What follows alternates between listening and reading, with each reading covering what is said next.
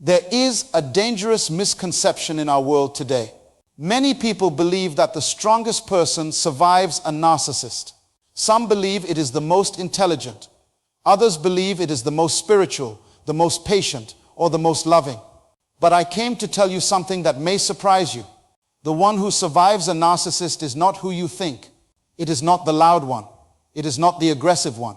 It is not even the most experienced one. It is a very specific type of person.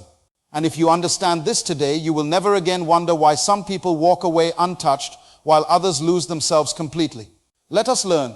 Survival is not about strength, intelligence, or even love. It is about identity. Most people enter relationships believing that if they are strong enough, patient enough, kind enough, or wise enough, they can withstand anything. They think endurance is the key. They think resilience means staying longer, trying harder, giving more. But in a narcissistic dynamic, endurance without identity becomes self-erasure. Strength alone will not save you. In fact, strong people often stay longer because they believe they can handle it. They believe they can outlast the chaos. Intelligence will not save you either.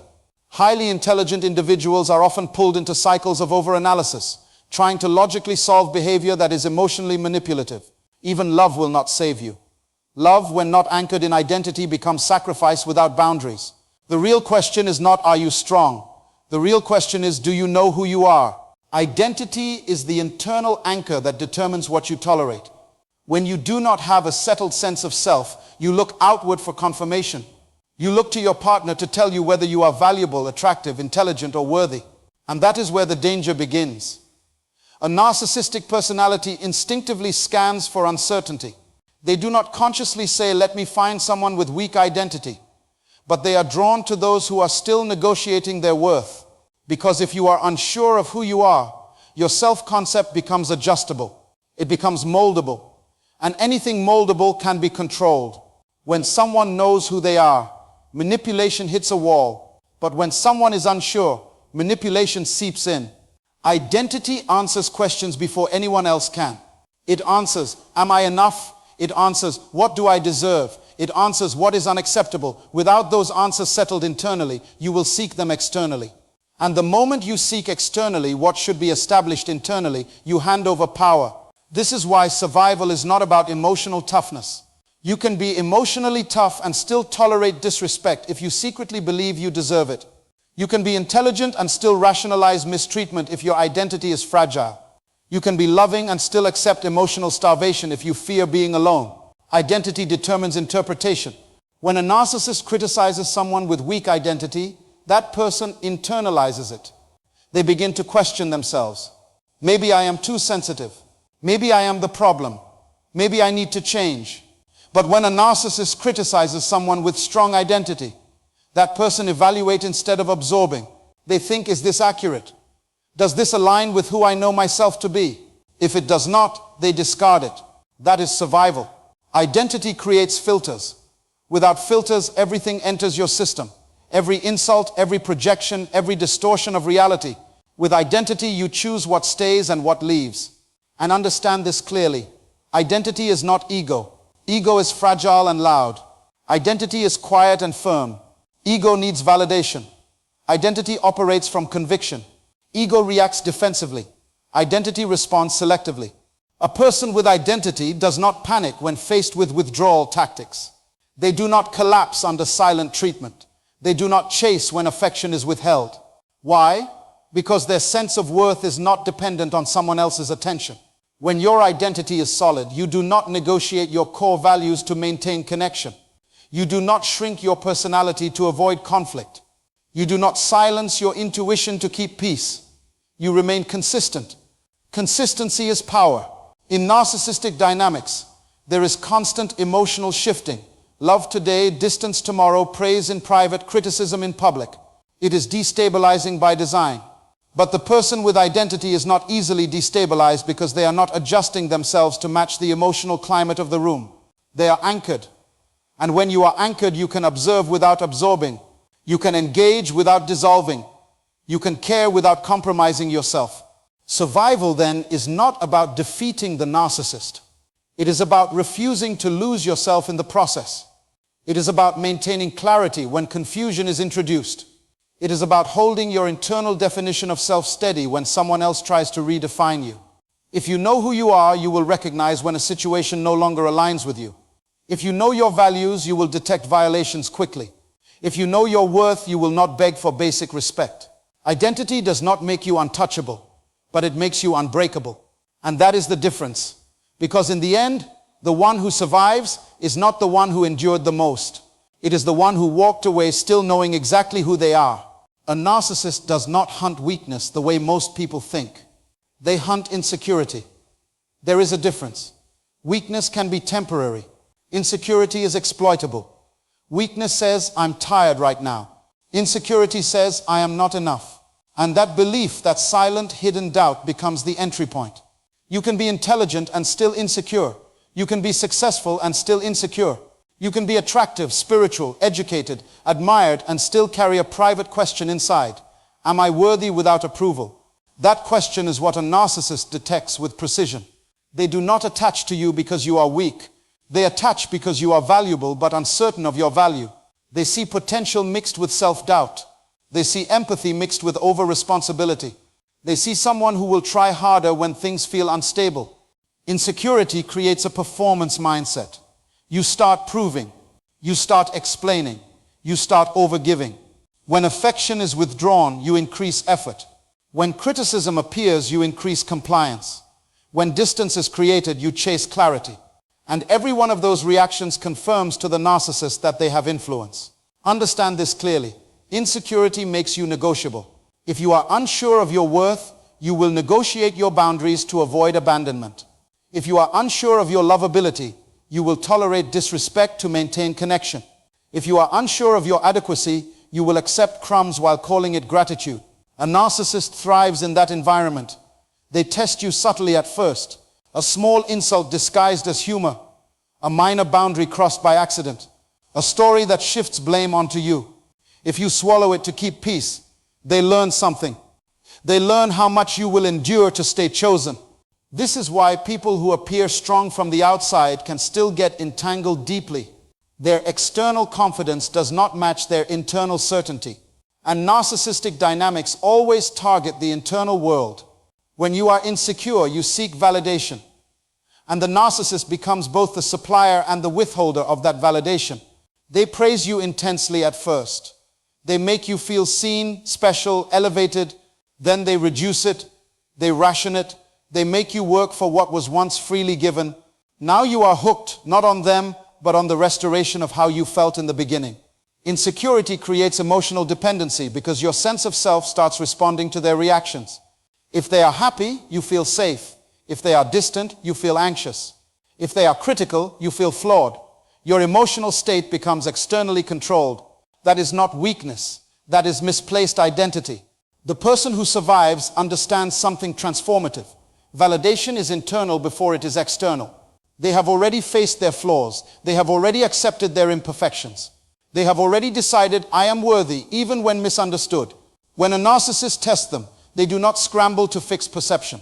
They evaluate the behavior. They ask, is this aligned with my standards? Not, how can I adjust so you don't leave? The difference is profound. Insecurity says, what do I need to change to keep you? Security says, what do I need to observe to protect me? And here is the most important truth, insecurity can be healed. It requires self-examination. It requires confronting childhood conditioning. It requires recognizing where you learned that love must be earned instead of received. Many people were taught, directly or indirectly, that approval equals safety. So they grow up becoming approval seekers without realizing it. But the moment you understand that your worth is not up for negotiation, manipulation loses oxygen. You stop chasing reassurance. You stop explaining yourself endlessly. You stop absorbing blame that does not belong to you. You start responding instead of reacting. And when a narcissist realizes you cannot be emotionally steered by praise or punishment, something shifts. The dynamic weakens because insecurity was the handle. Remove the handle and control becomes difficult. The only way to remove that handle is to build internal certainty. Not arrogance, not ego, certainty. A grounded understanding of who you are, what you deserve, and what you will not tolerate. Once you no longer need someone to confirm your value, you become difficult to manipulate. And that is when survival becomes possible. A narcissist does not survive on love. They survive on reaction. This is where many intelligent, capable, strong individuals lose the battle without even realizing they are in one. They believe the problem is misunderstanding. They believe the problem is communication. They believe if they just explain themselves one more time, clarify their intentions one more time, defend their integrity one more time, everything will change. But manipulation thrives on emotional energy. Every time you react impulsively, you reinforce the cycle. When you argue passionately to prove your innocence, when you cry trying to be understood, when you send long messages defending your character, you think you are solving something. In reality, you are feeding something. A narcissist studies your emotional temperature. They learn what triggers you. They learn what makes you anxious, jealous, insecure, or desperate. Then they press those buttons strategically. Not always loudly, not always obviously, sometimes subtly. A delayed reply, a dismissive tone, a comparison to someone else, a small but intentional criticism. They are not seeking resolution. They are seeking reaction. Why? Because reaction confirms control. The moment you lose emotional balance, the dynamic shifts in their favor. They feel powerful when you are destabilized. They feel important when you are explaining yourself repeatedly. They feel validated when you chase clarity. This is why emotional discipline becomes your greatest weapon. Emotional discipline is not suppression. It is not pretending you are unaffected. It is mastery over your response. It is the ability to feel anger but choose silence, to feel hurt but choose composure, to feel provoked but choose stillness. That level of control is intimidating to a manipulator. When accusations are thrown at you and you respond calmly instead of defensively, the game weakens. When they attempt to provoke jealousy and you refuse to compete, the strategy fails. When they distort reality and you say, "I see it differently," without escalating into chaos, the supply decreases. Because reaction is reward. Imagine a fire. Every emotional outburst is fuel. Every tearful argument is gasoline. Every defensive speech is oxygen. The fire only continues because it is fed. Remove the fuel and the flame struggles. This is why some people confuse calmness with weakness. But calmness in chaos is not weakness. It is controlled strength. The person who survives understands a powerful truth. You do not have to attend every emotional invitation you receive. Not every insult deserves clarification. Not every lie deserves exposure. Not every silent treatment deserves pursuit. Sometimes the most powerful response is measured silence. Silence, not because you are defeated, but because you are disciplined. Emotional reactions cloud judgment. When you are reactive, you are easier to manipulate. You say things you regret. You over-explain. You reveal vulnerabilities. You try to negotiate your worth. And all of that becomes information that can be used against you later. But when you are emotionally regulated, you observe instead of absorb. You begin to see patterns clearly. You notice cycles. You recognize when affection is being used as a reset button after abuse. You detect when arguments are distractions from accountability. You see when blame is being shifted intentionally. Emotional discipline creates mental clarity, and clarity breaks illusion. It is important to understand that emotional discipline does not mean you stop caring. It means you stop performing your pain for someone who weaponizes it. You protect your emotional state like an asset. You do not give it away freely to someone who thrives on your imbalance. The narcissist may escalate when reactions stop. They may provoke harder. They may increase accusations. They may test you more intensely. Why? Because the old methods are not working. But this is where true strength is revealed. You remain steady, not cold, not cruel, not aggressive, just steady. You answer briefly. You avoid unnecessary debates. You refuse circular arguments. You disengage from emotional traps. You become unpredictable to their manipulation because you are no longer driven by impulse. And once emotional control shifts back to you, the dynamic shifts permanently. You realize something life-changing. You do not control their behavior, but you fully control your response. And when you control your response, you control your peace. The narcissist cannot dominate someone who is not emotionally available for manipulation. They cannot sustain chaos without participation. They cannot create storms if you refuse to dance in the rain. So the one who survives is not the one who screams louder, not the one who fights harder, not the one who proves more. It is the one who masters their emotional reactions. Because when reaction disappears, the supply disappears. And when the supply disappears, the control begins to collapse. Many people believe that the way to defeat a narcissist is through confrontation. They think if they can just say the right words, expose the lies, gather the evidence, and present the facts clearly enough, everything will finally change. But that belief is rooted in misunderstanding the nature of manipulation. A narcissist does not engage in conflict to find truth. They engage in conflict to gain control. So when you confront them, you are stepping into an arena they have mastered. Confrontation often becomes fuel. It gives them attention. It gives them emotional reactions. It gives them something to twist, distort, and weaponize. You may walk into the conversation seeking resolution, but they walk in seeking dominance. And the more you argue, defend, explain, and justify, the more energy you hand over. This is why boundaries are more powerful than confrontation. A boundary is not an argument, it is a decision. It does not require the other person's agreement. It does not require their understanding. It does not even require their approval. A boundary is an internal line that says, this is where I stop. Many people misunderstand boundaries. They think a boundary is telling someone what to do. It is not. You cannot control someone else's behavior. A boundary tells someone what you will do if a behavior continues. For example, confrontation says, you need to stop speaking to me that way. A boundary says, if you continue speaking to me that way, I will end this conversation. Do you see the difference? One tries to control them. The other controls access to you, and access is everything. A narcissist thrives on access. Access to your emotions, your time, your attention, your reactions, your explanations. When you confront without boundaries, you are still giving access. When you set a boundary and enforce it, you limit access. That is what shifts the power dynamic. But here is the challenge. Boundaries are uncomfortable. They require emotional courage. Because when you enforce a boundary, there will be backlash. There may be anger. There may be guilt tripping. There may be silent treatment. There may be attempts to provoke you back into engagement. This is the test.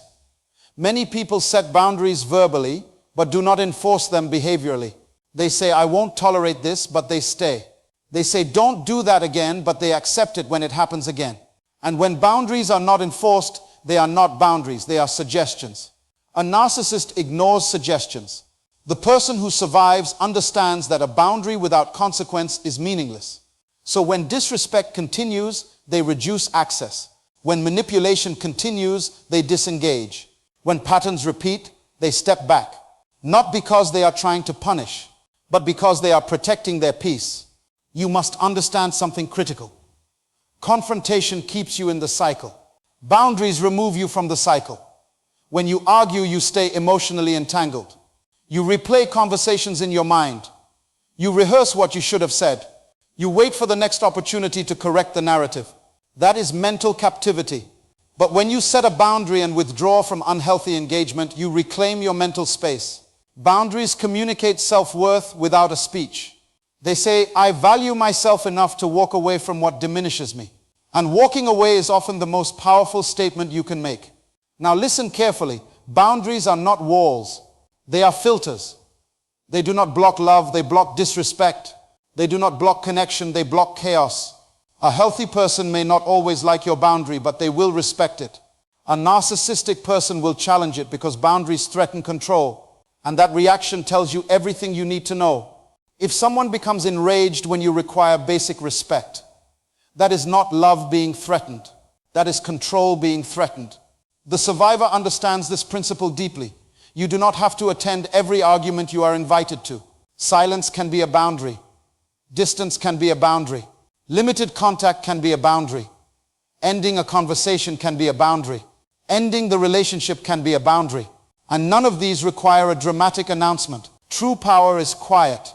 When you stop explaining yourself repeatedly, when you stop defending your feelings, when you stop chasing understanding from someone committed to misunderstanding you, something changes within you. You stop leaking energy. Confrontation tries to fix the other person. Boundaries protect you from the other person. And survival is not about fixing them. It is about preserving yourself. The one who survives a narcissist is not the loudest voice in the room. It is the person who has the discipline to say, I will not participate in dynamics that cost me my peace. That discipline is strength. Because the greatest victory is not winning an argument. It is walking away with your dignity intact. Detachment is one of the most misunderstood strengths in human relationships. Many people confuse it with coldness, indifference, or a lack of love. But true detachment is not the absence of feeling. It is the mastery of it. It is the ability to care deeply without allowing your emotions to be controlled by someone else's instability. And when dealing with a narcissistic personality, this skill becomes the line between survival and self-destruction. A narcissist thrives on emotional dependency. They study reactions the way a scientist studies data. They notice what makes you anxious, what makes you jealous, what makes you afraid of losing them. Then they press those buttons strategically, not always loudly, not always obviously, but consistently. Their power is not in shouting, it is in triggering. If your emotional state depends on their mood, their approval, their text messages, or their validation, you are already trapped in their system. They become the thermostat of your emotional climate. When they are warm, you feel safe. When they withdraw, you feel panic. When they criticize, you feel inadequate. That is not love, that is emotional captivity. Detachment breaks that system. Detachment says, my emotional stability does not depend on your behavior. It does not mean you stop loving. It means you stop surrendering control of your inner world. You no longer allow someone else's inconsistency to dictate your peace. But here is the truth. Detachment is not natural for most people. It is learned, it is developed, it is practiced. It requires self-awareness and discipline. To detach, you must first understand your own needs. Many people stay emotionally entangled because they are afraid of being alone. They crave reassurance. They fear abandonment. A narcissist senses this immediately. They offer intense attention in the beginning, creating emotional dependence. Then they withdraw it to maintain control. This push and pull dynamic keeps you hooked. Detachment begins when you confront your fear of being alone. When you sit with your loneliness instead of running from it. When you realize that solitude will not destroy you. In fact, it strengthens you.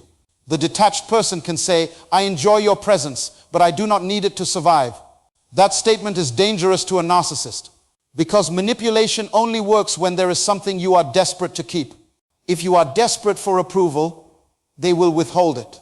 If you are desperate for clarity, they will create confusion. If you are desperate for reassurance, they will give it in small doses. But when you are no longer desperate, their tactics lose effectiveness. Detachment also requires emotional discipline. You must resist the urge to react immediately. Narcissists provoke emotional responses on purpose. They may accuse you unfairly, distort facts, or criticize you publicly. The instinct is to defend yourself, to explain, to prove your innocence. But excessive explanation often fuels the manipulation. The detached individual pauses. They ask, is this worth my energy? They ask, will this conversation produce understanding, or is it designed to create drama? Sometimes silence is not weakness, it is strategy. Not every false narrative needs to be corrected. Not every insult needs to be addressed. Emotional restraint starves chaos. Another dimension of detachment is observing patterns instead of isolated moments.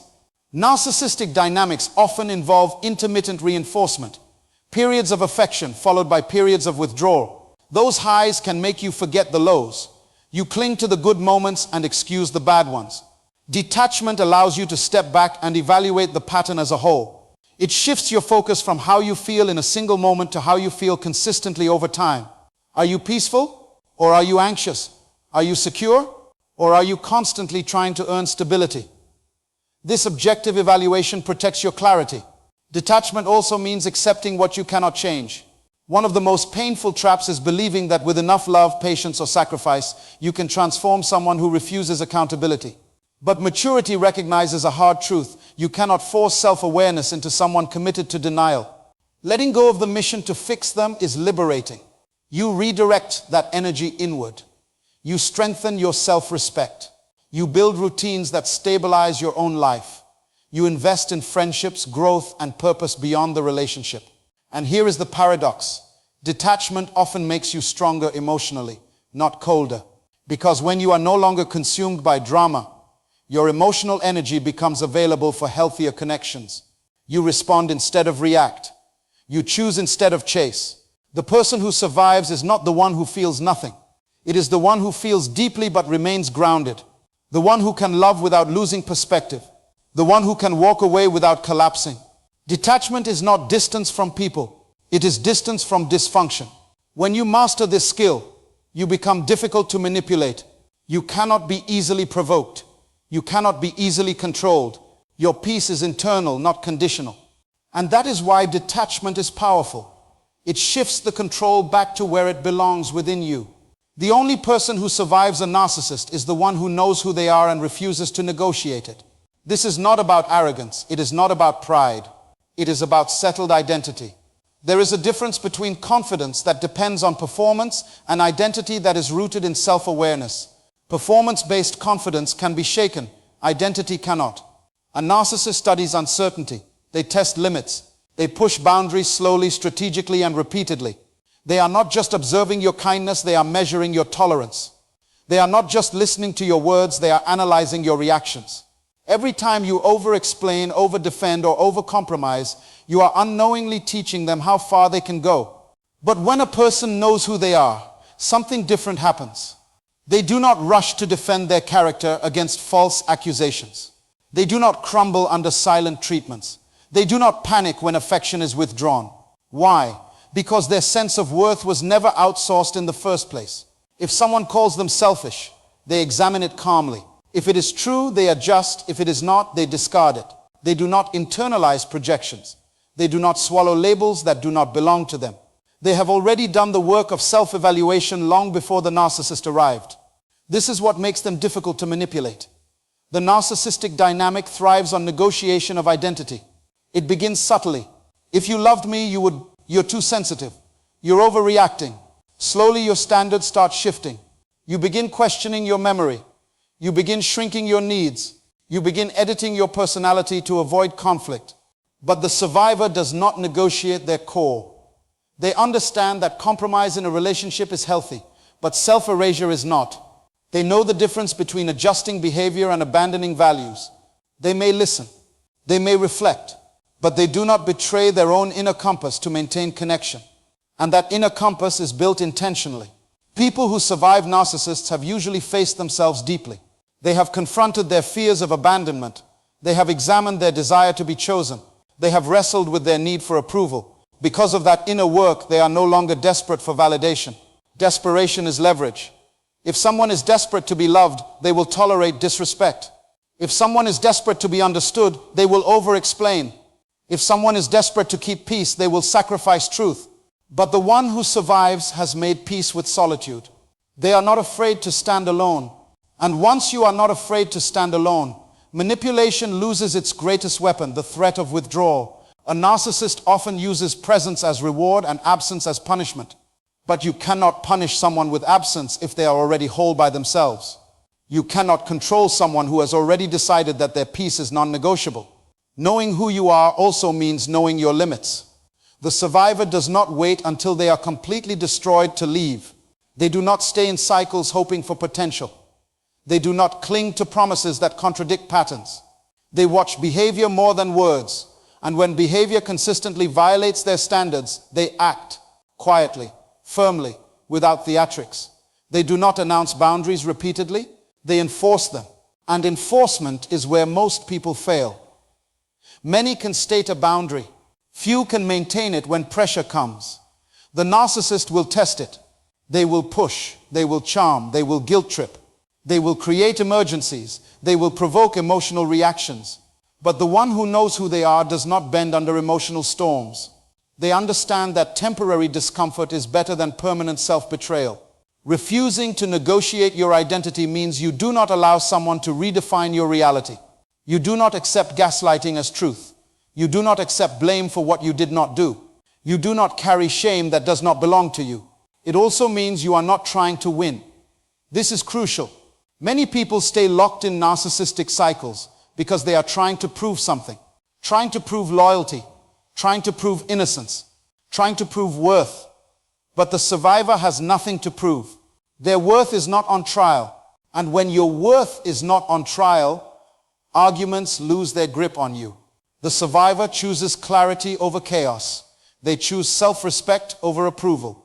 They choose peace over performance.